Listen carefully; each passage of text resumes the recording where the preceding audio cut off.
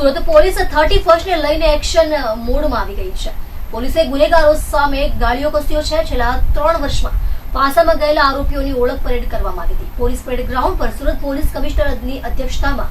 ઓળખ પરેડ કરાઈ હતી। શહેરમાંથી 500 થી વધુ આરોપીઓને એક સાથે પોલીસ પરેડ ગ્રાઉન્ડમાં ભેગા કરાયા હતા। ફરી શહેરમાં ગુનાને અંજામ ન આપે તે માટે પોલીસ દ્વારા ઓળખ પરેડ કરી કડક સૂચન આપવામાં આવ્યા હતા। ત્યારે માનनीय ડીજી સાહેબ તરફથી जो एक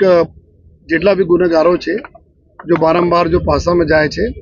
એના એક સુધારવાની તક આપવા માટે અને સાથોસાથ જો કે આ બધાને સમજ પાડવા માટે કોઈ આ બધા જેટલા પ્રકારના ક્રાઇમો છે જેમાં મારામારી હોય કે ચેન સ્નેચિંગ હોય, મોબાઈલ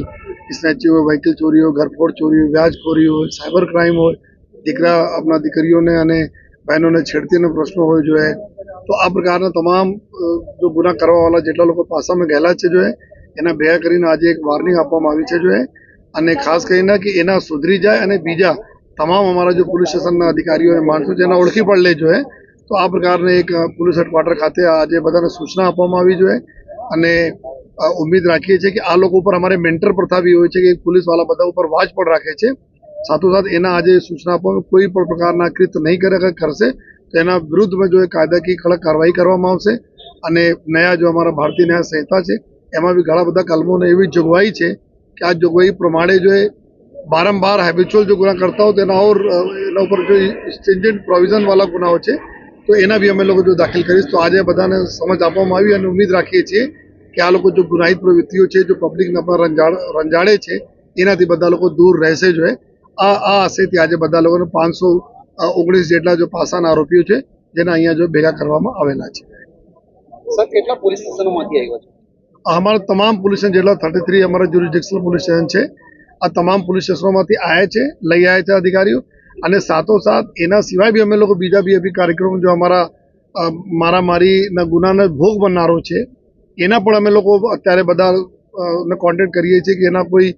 કોર્ટમાં જ્યારે ન્યાયિક પ્રક્રિયા ચાલી રહી છે તો એના કોઈ ધમકાવતા હોય, કોઈ સમાધાન કરવા માટે કરતા હોય યા જ્યાં રહે છે અવારનવાર એના કોઈ ધમકાવે કે મારે વિરુદ્ધ કેમ ગુનો દાખલ કરે આ લોકોને બી અમે મળવાના છીએ, ફરિયાદીઓને બી અને આરોપીઓને બી એક તક આપીએ છીએ નહીં તો એના ઉપર તાત્કાલિક અમે લોકો કાર્યવાહી બી કરવા જઈ રહ્યા છીએ। તો 33 જો આપણા પોલીસ સ્ટેશન છે જ્યુરિસડિક્શન આ તમામ આરોપીઓ છે કુલ 519 જેટલા ઘણા બધા આરોપીઓ આવ્યા નહીં હતા કારણ કે અચાનક હા એના અમારે કોઈ છેલ્લા 5 દિવસથી આ કાર્યવાહી ચાલુ હતી બધાના કાઉન્ટર કરવા ઘણા બધા નજર બહાર છે, ઘણા બધા બહારના રાજ્યોના હતા જતા રહ્યા, ઘણા બધા બહાર છે તો એના બી અમે લોકો બીજા તબક્કામાં કુલ 3 વર્ષના અમે લોકો લીધા છે કે છેલ્લા 3 વર્ષમાં જેટલા પાસામાં ગયા છે એના બધાનો અમે ટચ કરવાના છે। એના ભાગરૂપે પહેલા આજે એક જથ્થા થયા, બાકી લોકોને બી એક કાર્યવાહી ચાલુ છે। બધા લોકોને અમે આવનાર 10 દિવસમાં આ પાસાના આરોપીઓ કરવાના છે। મારામારી જો અમારા ફરિયાદીઓ છે જો બોડી ઓફેન્સીસને એને મળવાના છીએ અમે લોકો જોઈએ જેથી એના મોરલ બૂસ્ટઅપ રહે અને કોન્ફિડન્સ બિલ્ડિંગ મેજર તરીકે પણ જોઈએ કે જેથી એના ન્યાયિક પ્રક્રિયા તક અમે લોકો એના પૂરા સાથે છીએ આ એના સાથે ફીલ આપવાના માટે। સર 3 વર્ષ દરમિયાન જે ગુનાહિત પ્રવૃત્તિ કરી અત્યારે એ લોકો કોઈ ગુના આચર્યા છે? આમાંથી અમે લોકો જોયા કરીબ જો અમુક આરોપીઓ એવું છે કે બીજા વખત 3 વર્ષ બીજા વખત પાસા થયા છે તો આ લોકો કરીબ જો 10% જેટલા લોકો અમારે જો ચોપડેમાં છે